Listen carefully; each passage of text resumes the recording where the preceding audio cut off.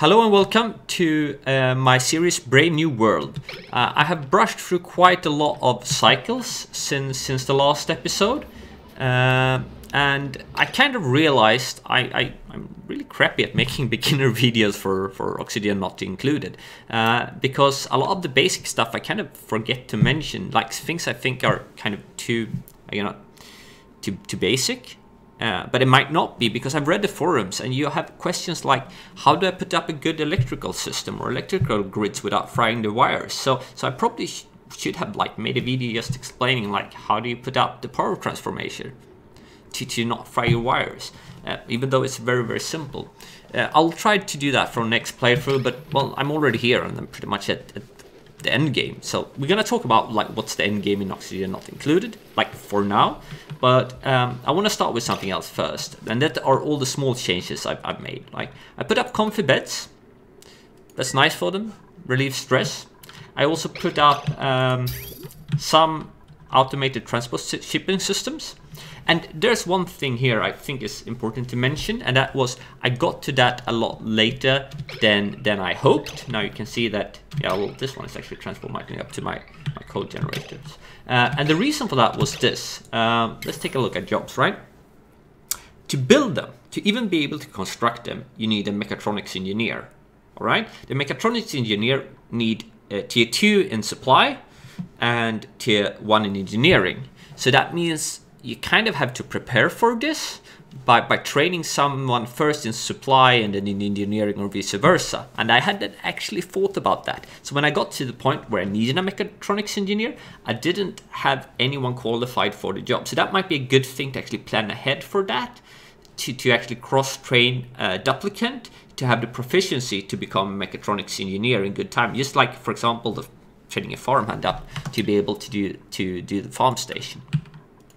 Another thing I realized was I usually, when it comes to this fertilizer setup, where you use polluted water to create natural gas for power plants, I used to build them like a tower, like this, maybe 3 or 4 wide, and then just continue downwards. And that was, I realized, not a really good setup when you wanted the transportation of the production in it to be automated, because I figured the way these ones use quite a lot of power. You see it's 120 per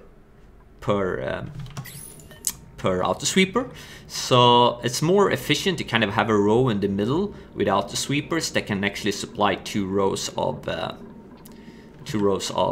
fertilizers. I guess you could have a second row down here, then a row of auto sweepers here, and then a second row of fertilizers below it. But I think this is more efficient, so I'm just gonna kind of continue outwards here if I need to. Another thing that I was hoping to save power from, and it did not work, and I have actually no clue why. So if you know, tell me. Because first I actually put them a bit closer together, and I put storage in the middle with lower priority than the convey loaders here.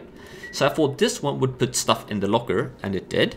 And this one would transfer from the lower priority lockers to the convoy loader that had higher priority, and it didn't do it, and I don't know why. So I was forced to put up a second pair of convoy loaders here for my coal, and oh, this is the wrong one here. For my coal, that goes up here.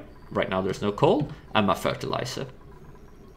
So if anyone have a clue why that didn't work, just please comment.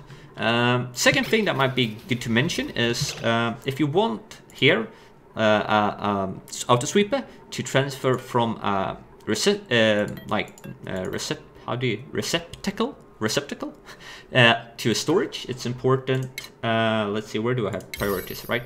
That this one has a lower priority than your storage, or it won't really transfer. Now I know it would be more efficient to transfer the fertilizer directly here, but right now I have my bathroom area up here and I haven't really gotten around to it, but it's going to later on. I'm probably gonna move the bathroom. Another thing I did was to put, I'm gonna pause because I actually want them to construct while I haven't really queued up that many tasks for them right now. But another thing that is interesting here is, you see I put the lamps up here.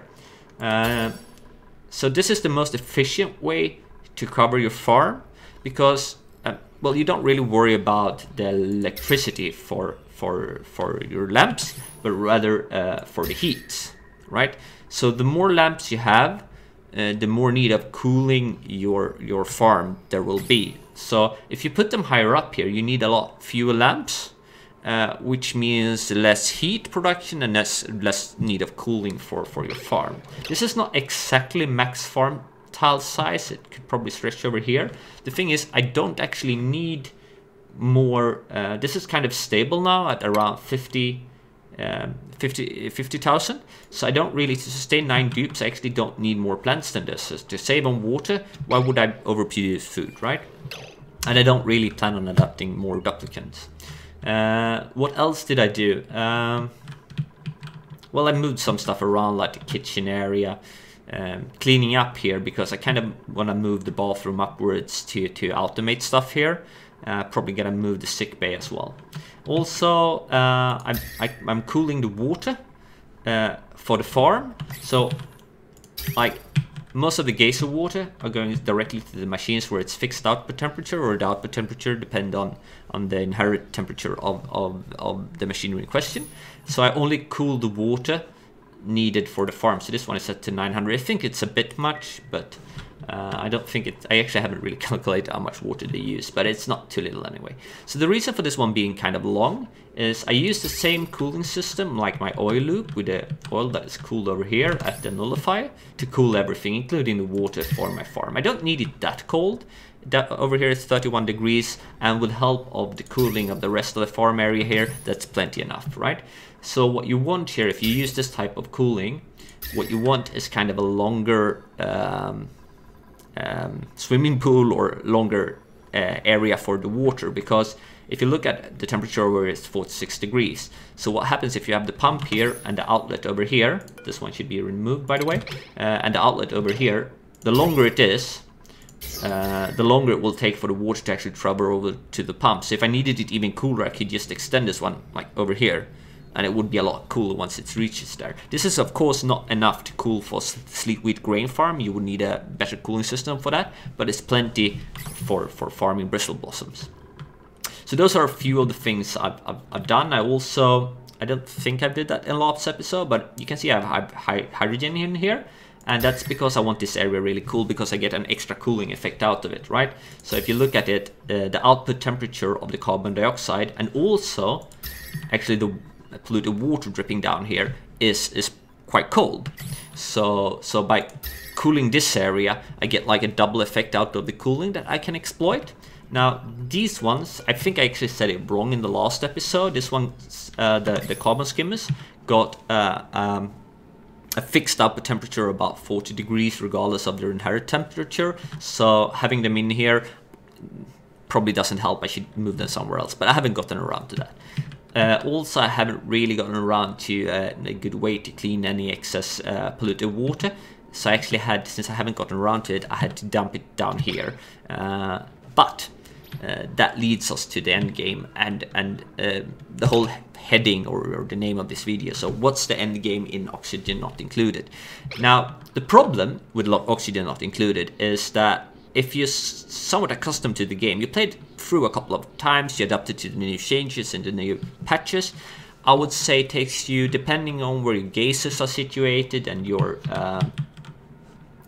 natural gas geyser, well, I'm not actually using this one here, but depending on where they are situated, you are going to reach something that is somewhat sustainable for a decent amount of duplicants, between like 100 and 200 cycles, no more than 200 cycles, I say. It depends on how far you have to kind of explore to find the stuff you need, like oil and the geysers, right? But that means after that, there's no real end game. Like you got past the survival part. Survival is not an issue anymore. And I know, like if you read the roadmap, I just gonna task them with some more construction here. I just as well dig out these areas, right? Here's a bit of iron as well, and they can actually. I need a lot of iron, so let's dig out this as well. Now, in the roadmap, there will be in the end an end game in form of like discovering why are you in this satellite or this asteroid to begin with. There will be lore to discover, and if I remember correctly, you will be able to figure out a way to get out of here. Like, why are you stuck here and how to get out of here? But it's not there yet, right? So once survival is not really an issue anymore, there's like not really anything to do. So the end game is pretty much like put a challenge for yourself, I'd say, at that point. Like, either how can I, with all the available stuff, like all the geysers and stuff, how many duplicants can I sustain? Like, can I get 100 duplicants to sustain from the usually 2 geysers on the map and all the nullifiers, right?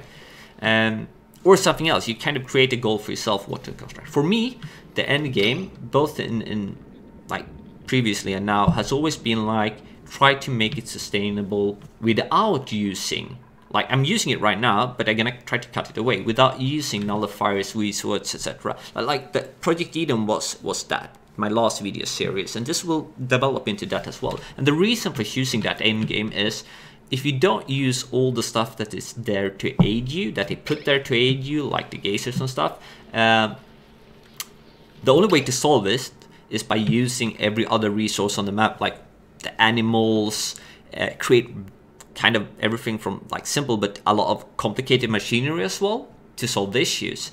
And that takes time, and it takes some I don't know, like you have to invent kind of cool machines to do it. So it's kind of neat end game because it requires kind of a lot of different things to work together, and to balance that is kind of tough. And you can set up some really neat automation, so you can use a lot of the systems in the game that you don't really need to just survive, but you definitely need in order to create something sustainable without using the extra tools given.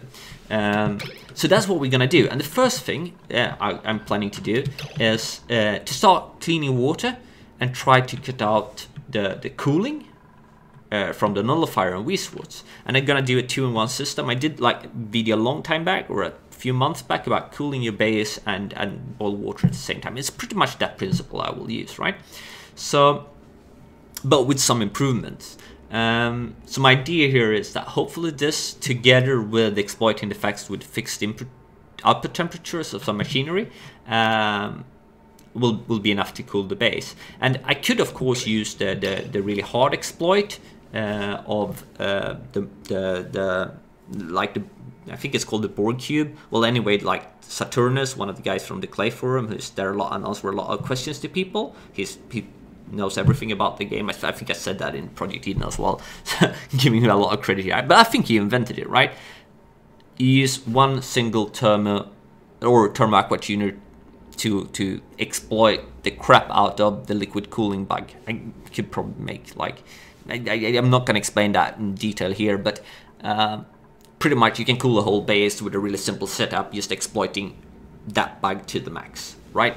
So it's too simple. I already done that. I did it in Project Eden, so I don't really want to do it again. Plus, it kind of feels a bit too simple, so simple that it would be more complicated to actually use nullifiers and resorts to cool your base, because you would need more more complicated stuff for that. So I'm gonna try to do it differently, right? So this setup, what does it do? Well, the idea is not finished yet, right? The idea is that I will use thermal aqua tuners to cool down oil. I haven't let it in here yet. And to cool down them, I will use polluted water. And they will boil the polluted water because they will get really hot, producing steam out of the polluted water, cleaning it. Now, what I've done that I didn't do in my last video, there I actually used the oil to cool down the steam. And that's kind of a waste, because you lose like maybe half of the temperature drop in the oil just to cool down the steam. So what I instead do this time is I actually circulated all the polluted water through here. I don't know if this loop is too big or too small. I will see once I start test running this thing. So the idea is, first of all, you get 2 really good effects out of it, right? First of all, the polluted water will preheat when it circulates through here. So it will take less energy to actually boil it, because it will be rather high temperature once it's reach the thermal aqua tuners up here. So I can potentially boil more water. The second thing is that lost energy or heat energy will be used to cool down the water, meaning all the cooling of the oil I can use for cooling all the stuff in the base, because I kind of use the polluted water twice, so to speak, right? Or have double effect out of it. Now, one thing I'm a bit afraid of, and that's the reason for having a liquid tepidizer here, is that I'm afraid the oil will actually, at least with the size I have right now, run too cold if I have them going continuously. But I do want to boil water continuously, so I can boil off any excess water, and that's why I have a liquid tepidizer here. So my idea is pretty much that if the oil, I can put a thermostat up here in my oil reservoir. If that one runs too cool, I switch over, so the water, this liquid shot up off will open and this one will close, right? So I will start using it and the tepidizer will turn on. So either the water will flow through here or the water will flow through here, depending on the temperature of the oil. So that's the idea of it. So like so far I checked that it works with the tepidizer. We can turn this one on. It should work here. Let's see. Did he? Yeah, he did. All right. So here you can see, like, I'm pushing through about 1,000 grams a second. I think, yeah, it will work fine. I probably should put metal tiles here so it actually warms from below as well. So this is the idea, and you can see here that it's cooled down. This one is 40. Oh, this one been sitting here for a while, right? But 40 degrees here and 33 degrees here. As this one is going, this area will warm up, so I will probably get a bigger temperature change over here if this is running continuously, right? So this will produce water. The water is pumped up. It will go in here. Let's see where it is right now. It haven't even started pumping yet. It should soon. Oh, this one is shut off, right? So probably should enable this one, right? So this is the idea about this one. I haven't really set up the oil to be able to run this yet. So the tepidizer had like some major changes. I'm going to turn this one off again. So the tepidizer had some major changes. Well, the major change is it can no longer heat higher temperatures than it self is actually warm, meaning, or a little bit more, I'd say, but it's apparently, according to the forum, I haven't tested it myself yet. It's kind of capped, because before you can use it to kind of have like a bit of naphtha and then have liquid cooling it in one end and then like carbon dioxide or some other gas in the other end, and get like the air around it super hot while still keeping the liquid tepidizer cold, which means you could boil like superheat oil to boil natural gas. And that's supposedly you can't really do that anymore. So I will have to find another way of producing, not natural gas, because I can produce it from polluted water, but water production. So I think the easy thing for me to cut away is the cooling. It will be a lot harder to cut away the water. I have some ideas for that, but it's going to be complicated. One of my ideas is actually using petroleum generator, because it outputs polluted water, right? So you have 1250 grams per second. The problem with that is that you need a lot of oil. Now, oil you can get from carbon dioxide using slicksters in a sustainable way. The problem is, well, petroleum I can make from the crude oil the slicksters produce, but to produce 3,000 grams of petroleum from crude oil, you need 6,000 grams of petroleum, and that means you need 6,000 grams of carbon dioxide, and I don't think I will produce that much, but maybe I can produce half of it. So I will get like, I don't know, like 600, 700 grams of polluted water per second. And I don't know if that together with the extra polluted water from the toilets will be enough to sustain my base, but I hope so. And the oxygen I'm gonna do something I did in Project Eden as well. I'm gonna use like a ton of morbs. Just right now I have a lot more population, so I need a ton of morbs for oxygen production, and I also need to make like a super big hydrogen bubbler. Will not be exactly a bubbler per se, because it won't bubble through. That's an old name, but pretty much I will have to super cool oxygen, and it has to cool down like 900 grams per second. So that will be interesting, trying to make it that efficient and that big. So that's kind of my goals. But first, I need this one to work. I think like the next video, this one should be up and running, and I can like show all the automation. All the automation for the tepidizer is just like provisorically placed right now. I might, if I need to boil more polluted water, I actually might want to have 2 tepidizers. I have a second rack of tepidizer below this one. So that's why I created this one this big, to be able to extend it. Also might need to put a second rack of thermo aqua tuners here. So that's pretty much as I extend the base, I want to kind of be able to expand to push through more polluted water in the system. Well, we'll see about that. If need be, I'll do it. So I think this is all for this video. There's not much else to mention.